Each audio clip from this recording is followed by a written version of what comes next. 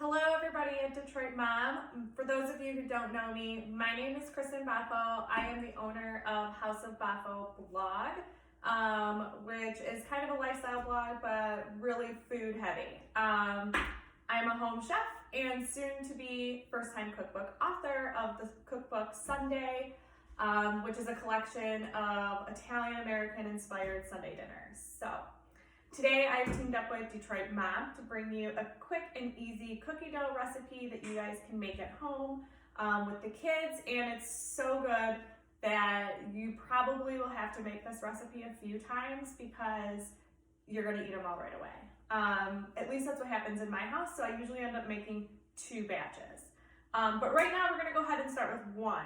So to begin, we're gonna go ahead and preheat our oven to 375 degrees, and you're gonna wanna line a baking pan with parchment paper. I usually go ahead and line about 2 of these, but we're just gonna stick with 1 for now. Okay, so to start, we're going to get our bowl together and we're gonna go ahead and cream some butter and sugars and get those combined. So we'll go ahead.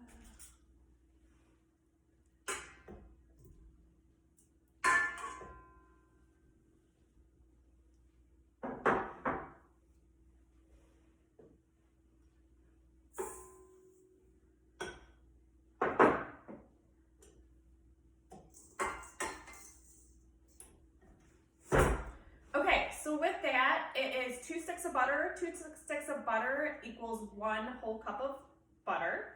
And then a cup of regular white granulated sugar, as well as a cup of packed light brown sugar. So the sugars are important. The light brown sugar, I feel like, just gives it that kind of really good crunchy and sugary taste. I don't know. I like it better than the dark or the dark sugar. I think it gives it a little bit more, I don't know, I just like it, okay? So, but you can use what you prefer. I prefer light brown sugar, but if you prefer dark brown sugar, go with the dark brown sugar. So we're gonna go ahead and get those creamed up. I like to start my mixer on low, just until I get the feel before everything starts flying out, and then you can turn up the speed from there.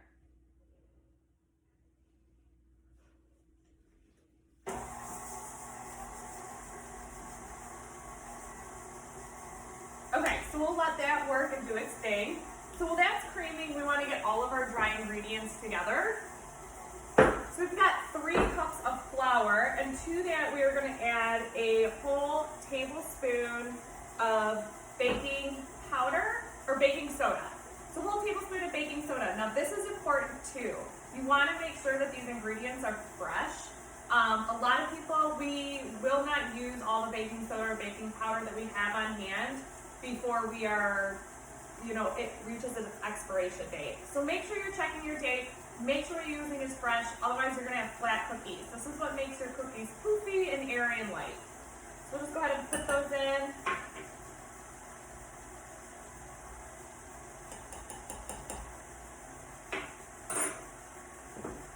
And then I like to do just a pinch of salt. This is totally optional if you're trying to cut back on your salt intake. Do without. Also, that brings me back to another point. The butter that I prefer to use is salted butter, but you can sure use unsalted butter as well, although you might want to add a little pinch of salt at that point. So we'll go ahead and mix this up.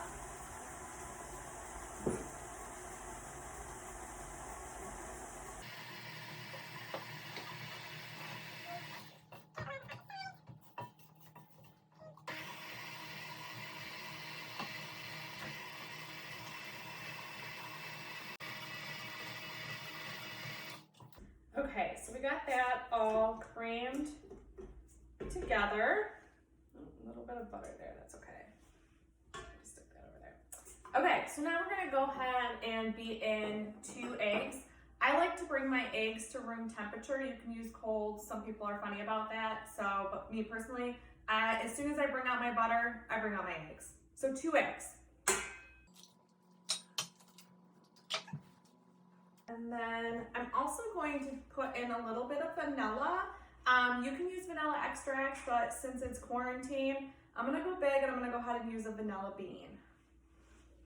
So to use a vanilla bean, it's real simple. You just have to cut along the edge, and then you'll just scrape the bean out and put it right in there. I also like to use vanilla bean because you get to see all like the vanilla bean flakes, and it's just kind of something extra special.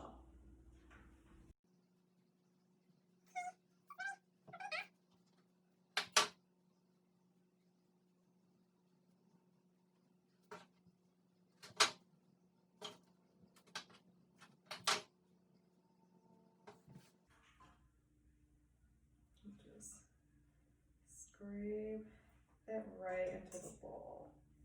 Ooh, that looks so good.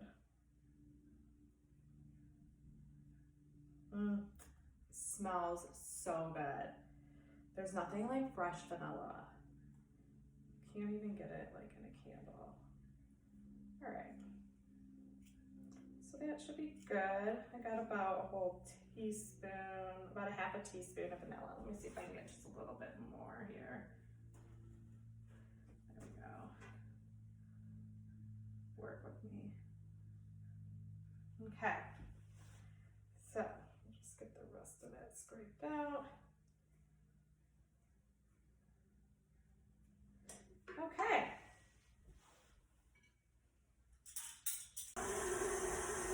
Start it on low, then you can move your mixer up higher. I like to start it on low. Like I said, it prevents any kind of splattering up that you might get.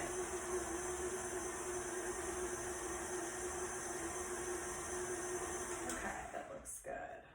We're getting good here. Okay, so I'm going to share with you a little top secret thing that I do in my cookies, and I usually don't tell anybody about it. So it's top secret. I like to put in a little bit of almond extract. It gives off that kind of, it has like a little bit of a cherry flavor. It's usually what you would, like I think of bakery sugar cookies.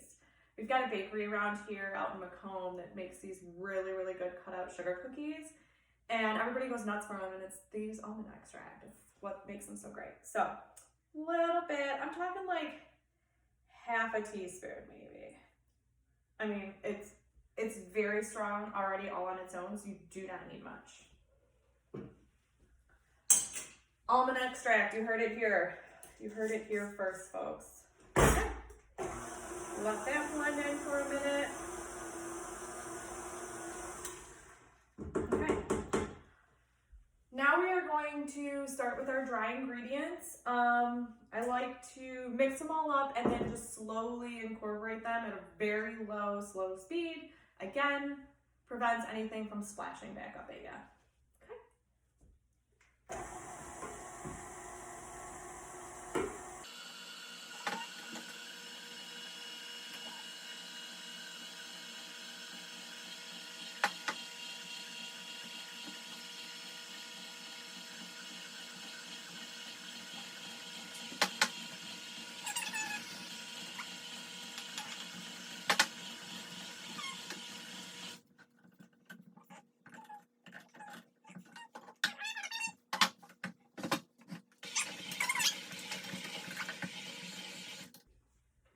You also want to be careful not to over mix your cookies.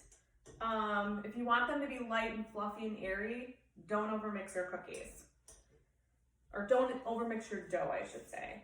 Okay, so we've got the sugar cookie dough base for our chocolate chip cookies. And I like to just take a pinch, make sure I have enough vanilla, make sure I have enough almond, and we're good. Okay. Next part is adding your chocolate chips. I'm gonna do a whole cup of semi-sweet chocolate chips. I'm gonna go ahead, throw those in, let them mix for a second, and then I've got another batch of dark chocolate chips. I'm gonna throw those in, let those mix for a minute. Typically, I would do about 2 cups of the semi-sweet, but today, I'm gonna add in a nut mixture from my pantry. It's just a mixture of pecans and walnuts, which are 2 of my favorite nuts. So I have them in my pantry, and I would love to eat them in some cookies. So I'm gonna skip a cup of chocolate chips and add in some nuts today. I also don't use the whole cup of dark chocolate chips right away. You want to pour them in, but leave kind of a few out. I like to top my chocolate chip cookies after I roll them out into their balls. I like to top each one with a few extra chocolate chips. I just think they look pretty when they come out that way, and who doesn't love more chocolate in their cookies? So we'll go ahead and mix those in. Like I said, first up, we'll mix in our semi-sweet chocolate chips. Give that a nice mix. Again, careful not to over mix, but really just kind of get some into the dough. One more. Work some in. Okay.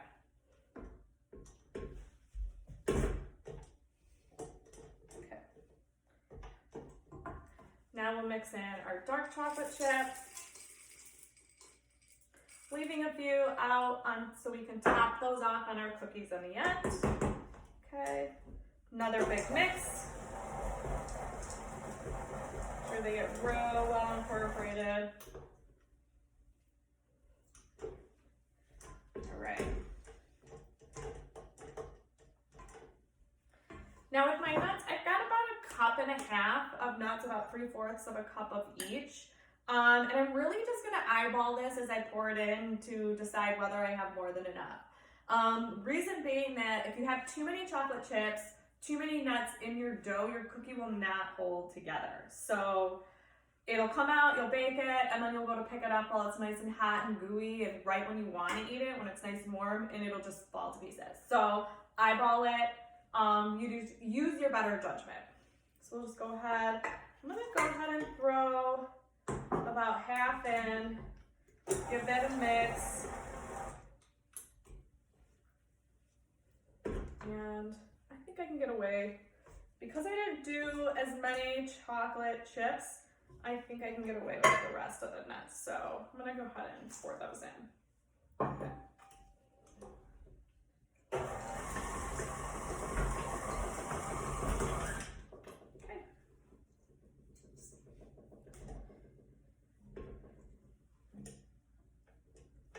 Okay.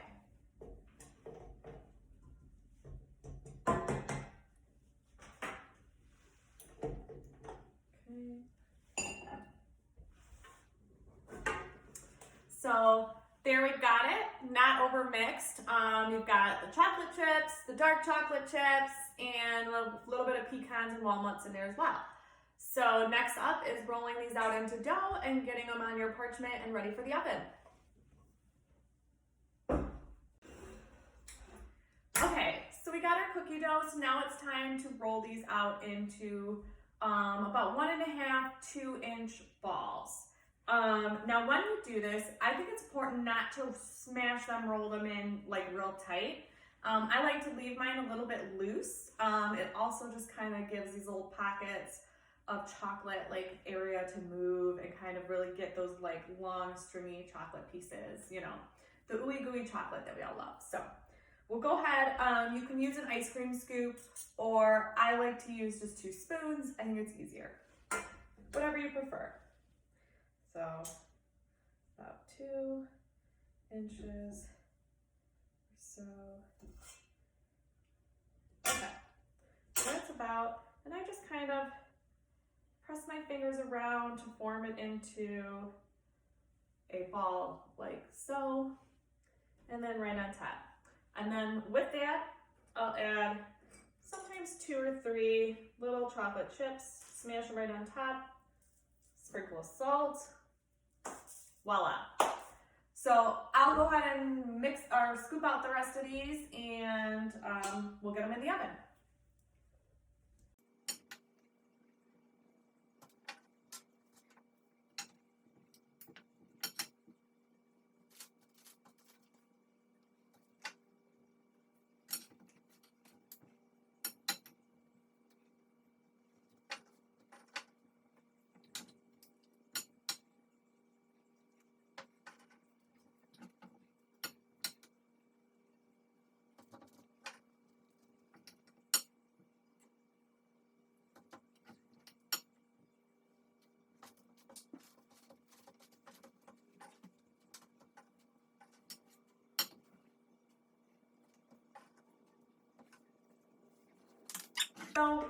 cookies rolled onto balls, and I think it's just important that you make sure that you space them out evenly, gives them enough room to spread out and grow.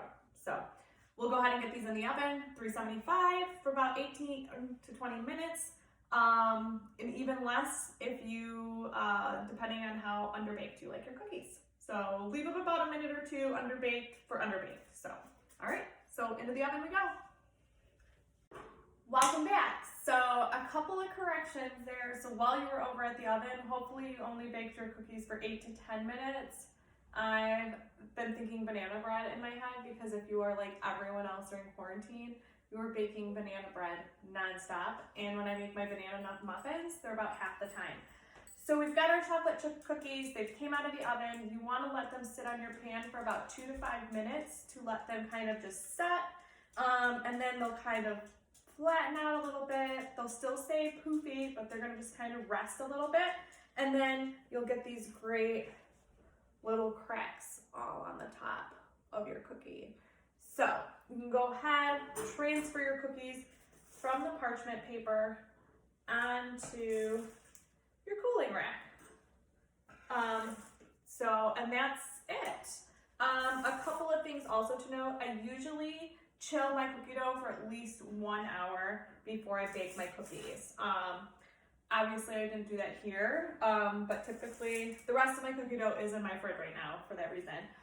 But chilling your cookie dough for 1 hour before just kind of gives a better end result as well. So I hope you guys enjoyed this cookie recipe. You can find me online at kristenbaffo.com.